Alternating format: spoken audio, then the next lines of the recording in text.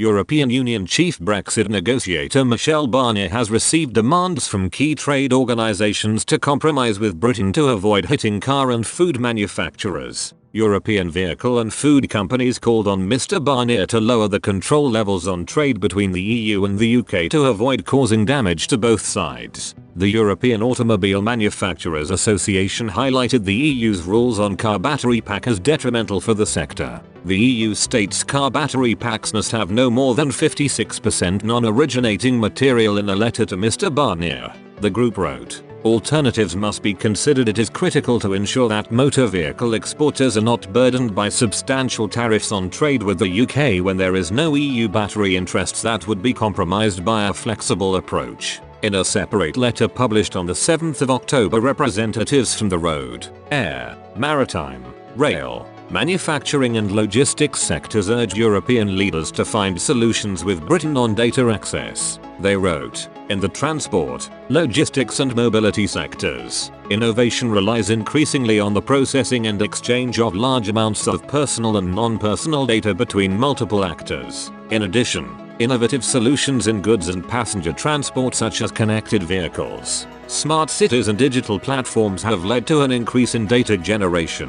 We know how crucial data is to gain insights on customers, routes or vehicle loads, as well as how commercially sensitive such data can be. We believe that data and digitalization provides new opportunities throughout logistics and mobility systems, and for EU citizens and businesses. Moreover, efforts to digitalize the transport sector will also contribute to achieving the EU Green Deal objectives. Nevertheless, we are acutely aware of the challenges to be overcome to unlock the potential of the data economy. The level playing field, LPF, is key to the EU as it addresses concerns the UK might undercut European legislation in a bid to attract foreign investment post Brexit. Mr. Barnier previously said an LPF is the most fundamental point where we still have major differences, he added. The Prime Minister has stressed that alignment with European rules would breach sovereignty. This question seriously throws the chances of an agreement into doubt. Mr. Barnier told diplomats that if no progress is registered on LPF, there is a risk that leaves us unprotected against unfair competition, he added. David Frost,